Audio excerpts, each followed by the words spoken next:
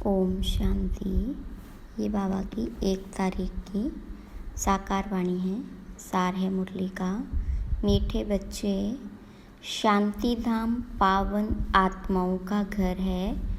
उस घर में चलना है तो संपूर्ण पावन बनो। प्रश्न: बाबा सभी बच्चों से कौन सी गारंटी करते हैं? तो बाबा ने कहा, मीठे बच्चे, तुम मुझे याद करो तो मैं गारंटी करता हूँ कि बिगर सज़ा खाए तुम मेरे घर में चलेंगे। तुम एक बाबा से दिल लगाओ। इस पुरानी दुनिया को देखते भी नहीं देखो। इस दुनिया में रहते पवित्र बनकर दिखाओ तो बाबा तुम्हें विश्व की बादशाही अवश्य देंगे। ओम शांति। रूहानी बच्चों से रूहानी बाबा पूछ रहे हैं, यह तो बच्चे जानते हैं बाबा आया है हम बच्चों को अपने घर ले जाने के लिए। अब घर जाने की दिल होती है, वह है सब आत्माओं का घर। यहाँ सब जीव आत्माओं का घर एक नहीं है। यह तो समझते हो बाबा आया हुआ है, निमंत्रण पर बुलाया है बाबा को। हमको घर अर्थात शांति धाम ले चलो। अब बाबा कहते, अपने दिल से पूछो, हे आत्माएं, तुम पतित कैसे चल सकेगी? पावन तो जरूर बनना है। अब घर चलना है तो और कोई बात नहीं कहते। भक्ति मार्ग में तुमने इतना समय पुरुषार्थ किया है, किसके लिए? मुक्ति के लिए। तो अब बाबा पूछते हैं, घर चलने का विचार है? बच्चे कहते हैं, बाबा इसके लिए ही तो इतनी भक्ति की है। यह भी जानते हो जो भी जीव आत्माएं हैं सबको ले जाना है, परंतु पवित्र बनकर घर जाना है। फिर पवित्र आत्माएं ही पहले पहले आती है। अपवित्र आत्माएं तो घर में रह नहीं सकती। अभी जो भी करोड़ों आत्माएं हैं सबको घर जरूर जाना है। उस घर को शांति धाम व वानप्रस्थ कहा जाता है। हम आत्माओं को पावन बनकर पावन शांति धाम जाना है, बस। कितनी सहज बात है। वह है पावन शांति धाम आत्माओं का, वह है पावन सुखधाम जीव आत्माओं का, यह है पतित दुखधाम जीव आत्माओं का। इसमें मूंझने की तो कोई बात ही नहीं। शांति धाम जहाँ सब पवित्र आत्माएं निवास करती है, वह है आत्माओं की पवित्र दुनिया, वाइसलेस इनकॉर्पोरियल वर्ल्ड। यह पुरानी दुनिया है सब जीव आत्माओं की, सब पतित है। अब बाबा आए हैं आत्माओं को पावन बनाकर पावन दुनिया शांति धाम में ले जाने। फिर जो राजयोग सीखते हैं वही पावन सुख धाम में आएंगे। यह तो बहुत सहज है, इसमें कोई भी बात का विचार नहीं करना है, बुद्धि से समझना है। हम आत्माओं का बाबा आया हुआ है हमको पावन शांति धाम ले जाने। वहाँ जाने का रास्ता जो हम भूल गए थे सो अब बाबा ने बताया है। कल्प कल्प में ऐसे ही आकर कहता हूँ, हे बच्चे, मुझ शिव बाबा को याद करो। सर्व का सद्गति दाता एक सद्गुरु है। वही आकर बच्चों को पैगाम अथवा श्रीमत देते हैं कि बच्चों, अभी तुमको क्या करना है। आधा कल्प तुमने बहुत भक्ति की है, दुख उठाया है, खर्चा करते करते कंगाल बन गए हो। आत्मा भी सतो प्रधान से तमो प्रधान बन गई। बस यह थोड़ी बात ही समझने की है। अब घर चलना है व नहीं? हाँ बाबा, जरूर चलना है। वह हमारा स्वीट साइलेंस होम है, यह भी समझते हो। बरोबर अभी हम पतित हैं, इसलिए जा नहीं सकते। अब बाबा कहते, मुझे याद करो तो तुम्हारे पाप कट जाएंगे। कल्प कल्प यही पैगाम देता हूँ, अपने को आत्मा समझो। यह देह तो खलास हो जानी, बाकी आत्माओं को वापस जाना है। उनको कहते हैं निराकारी दुनिया। सब निराकारी आत्माएं वहाँ रहती है, वह घर है आत्माओं का। निराकार बाबा भी यहाँ रहते हैं। बाबा आते हैं सबसे पिछाड़ी में, क्योंकि फिर सबको वापस ले जाना है। एक भी पतित आत्मा रहती नहीं। इसमें कोई मूंझने व तकलीफ की बात नहीं। गाते भी हैं, हे पतित पावन आकर हमको पावन बनाए, साथ ले चलो। सबका बाबा है ना। फिर जब हम नई दुनिया में पार्ट बजाने आते हैं तो बहुत थोड़े रहते हैं। बाकी इतनी करोड़ आत्माएं कहाँ जाकर रहती है, यह भी जानते हो। सतयुग में थोड़ी जीव आत्माएं थी। छोटा झाड़ था, फिर वृद्धि को पाया। झाड़ में अनेक धर्मों की वैरायटी है, उसको ही कल्प वृक्ष कहा जाता है। कुछ भी अगर नहीं समझते हो तो पूछ सकते हो। कई कहते हैं बाबा हम कल्प की आयु 5000 वर्ष कैसे माने। अरे बाबा तो सत्य ही सुनाते हैं, चक्र का हिसाब भी बताया है। इस कल्प के संगम पर ही बाबा आकर दैवी राजधानी स्थापन करते हैं, जो अभी नहीं है।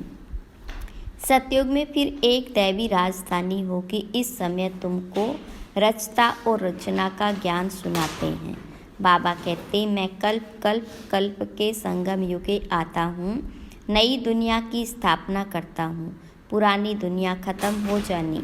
ड्रामा प्लान अनुसार नई से पुरानी, पुरानी से नई बनती है। इसके 4 भाग भी पूरे हैं, जिसको स्वास्तिका भी कहते हैं, परंतु समझते कुछ भी नहीं। भक्ति मार्ग में तो जैसे गुड़ियों का खेल खेलते रहते हैं, अथवा चित्र दीप माला पर खास दुकान निकालते हैं। अनेकानेक चित्र है, अभी तुम समझ गए हो। एक है शिव बाबा और हम बच्चे। फिर वहाँ आओ तो लक्ष्मी नारायण का राज्य, फिर राम सीता का राज्य, फिर बाद में और धर्म आते हैं, जिससे तुम बच्चों का कनेक्शन ही नहीं। वह अपने समय पर आते हैं, फिर सबको वापस जाना है। तुम बच्चों को भी अब घर जाना है। यह सारी दुनिया विनाश होनी है। अब इसमें क्या करना है? इस दुनिया से दिल ही नहीं लगती। दिल लगानी है एक माशूक से। वह कहते मुझ एक के साथ दिल लगाओ तो तुम पावन बनेंगे। अब बहुत गई थोड़ी रही, टाइम जाता रहता है। योग में नहीं रहे होंगे तो फिर अंत में वह बहुत पश्चाताप करेंगे, सजा खाएंगे, पदवी भ्रष्ट हो जाएगा। यह भी तुमको अभी मालूम पड़ा है कि अपना घर छोड़ो हमको कितना समय हुआ है। घर जाने के लिए ही तो माथा मारते हैं ना। बाबा भी घर में ही मिलेगा, सतयुग में तो नहीं मिलेगा। मुक्ति धाम में जाने के लिए मनुष्य कितनी मेहनत करते हैं, उसको कहा जाता भक्ति मार्ग। अभी भक्ति मार्ग खलास होना है ड्रामा अनुसार। अभी मैं तुमको घर ले जाने के लिए आया हूँ, जरूर ले जाऊँगा।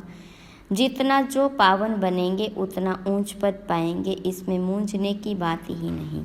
बाबा कहते बच्चे तुम मुझे याद करो, मैं गारंटी करता हूँ तुम बिगड़ सजा खाए घर चले जाएंगे। याद से तुम्हारे भी कर्म विनाश होंगे। अगर याद नहीं करेंगे तो सजाएं खानी पड़ेगी, पद भी भ्रष्ट हो जाएगा। हर 5000 वर्ष बाद मैं यही आकर समझाता हूँ। मैं अनेकानेक बार आया हूँ तुमको वापस ले जाने। तुम बच्चे ही हार जीत का पार्ट बजाते हो, फिर मैं आता हूँ ले जाने। यह है पतित दुनिया, इसलिए गाते भी हैं पतित पावन आओ। हम विकारी पतित हैं, आकर निर्विकारी पावन बनाओ। यह है विकारी दुनिया। अभी तुम बच्चों को संपूर्ण निर्विकारी बनना है। जो पीछे आते हैं वे सजा खाकर जाते, इसलिए फिर आते भी ऐसी दुनिया में हैं जहाँ 2 कला कम हो जाती। उनको संपूर्ण पवित्र नहीं कहेंगे, इसलिए अब पुरुषार्थ भी पूरा करना चाहिए। ऐसा ना हो कि कम पद हो जाए। बल रावण राज्य नहीं है, परंतु पद तो नंबरवार है ना। आत्मा में खाद पड़ती है तो फिर उसको शरीर भी ऐसा मिलेगा। आत्मा गोल्डन एजेड से सिल्वर एजेड बन जाती। चांदी की खाद आत्मा में पड़ती है, फिर दिन प्रतिदिन जास्ती चीची खाद पड़ती है मुलम्मे की। बाबा बहुत अच्छी रीति समझाते हैं। कोई नहीं समझते हैं तो हाथ उठाओ। जिसने 84 जन्मों का चक्र लगाया है उनको ही समझाएंगे। बाबा कहते इनके 84 जन्मों के अंत में मैं आकर प्रवेश करता हूँ। इनको ही फिर पहले नंबर में आना है। जो पहले था वह लास्ट में है, उनको ही पहले नंबर में जाना है। जो बहुत जन्मों के अंत में पतित बन गया है, मैं पतित पावन उनके ही शरीर में आता हूँ, उनको पावन बनाता हूँ। कितना क्लियर कर समझाता हूँ। बाबा कहते मुझे याद करो तो तुम्हारे पाप भस्म होंगे। गीता का ज्ञान तो तुमने बहुत सुना और सुनाया है, परंतु उनसे भी तुमने सद्गति को नहीं पाया। बहुत सन्यासियों ने तुमको मीठी मीठी आवाज़ से शास्त्र सुनाए, जिस आवाज़ को सुनकर बड़े बड़े आदमी जाकर इकट्ठे होते। कनरस है ना, भक्ति मार्ग है ही कनरस। इसमें तो आत्मा को बाबा को याद करना है। भक्ति मार्ग अब पूरा होता। बाबा कहते मैं तुम बच्चों को ज्ञान देने आया हूँ। जो कोई नहीं जानते, मैं ही ज्ञान का सागर हूँ। ज्ञान कहा जाता नॉलेज को। तुमको सब कुछ पढ़ाते हैं, 84 का चक्र भी समझाते हैं। तुम्हारे में सारी नॉलेज है। स्थूल वतन, सूक्ष्म वतन क्रॉस कर फिर मूल वतन में जाते हो। पहले पहले है लक्ष्मी नारायण की डिनाइस्टी। वहाँ भिखारी बच्चे नहीं होते, रावण राज्य ही नहीं। योग बल से सब कुछ होता है, तुमको साक्षात्कार होता है। अब बच्चा बन गर्भ महल में जाना है, खुशी से जाते हैं। यहाँ तो मनुष्य कितना रोते चिल्लाते हैं, यहाँ तो गर्भ जेल में जाते हैं ना। वहाँ रोने पीटने की बात ही नहीं। शरीर तो बदलना जरूर है, जैसे सर्प का मिसाल है। इसमें मूंझने की बात ही नहीं, जास्ती पूछने का रहता नहीं है। एकदम पावन बनने के पुरुषार्थ में लग जाना चाहिए। बाबा को याद करना मुश्किल होता है। बाबा के सामने बैठे हो ना, मैं तुम्हारा बाबा तुमको सुख का वर्षा देता हूँ। तुम यह एक अंतिम जन्म याद में नहीं रह सकते हो। यहाँ अच्छी रीति समझते भी हैं, फिर घर में जाकर स्त्री आदि का चेहरा देखते हैं तो माया खा जाती। बाबा कहते कोई में भी ममत्व नहीं रखो, वह तो सब कुछ खत्म होना ही है। याद तो एक बाबा को ही करना है। चलते फिरते बाप और अपनी राजधानी को याद करो। दैवी गुण भी धारण करने हैं। सतयुग में यह गंदी चीज़ें मांस आदि होता ही नहीं। बाबा कहते विकारों को भी छोड़ दो, हम तुमको विश्व की बादशाही देता हूँ। कितनी आमदनी होती है तो क्यों नहीं पवित्र रहेंगे। सिर्फ एक जन्म पवित्र रहने से कितनी भारी आमदनी हो जाती। भले इकट्ठे रहो, ज्ञान तलवार बीच में हो, पवित्र रहे दिखाया तो सबसे ऊंच पद पाएंगे। क्योंकि बाल ब्रह्मचारी ठहरे, फिर नॉलेज भी चाहिए। औरों को आप समान बनाना है। सन्यासियों को दिखाना है कि कैसे हम इकट्ठे रहते, पवित्र रहते। तो समझेंगे इनमें तो बड़ी ताकत है। बाबा कहते इस एक जन्म पवित्र रहने से 21 जन्म तुम विश्व के मालिक बनेंगे।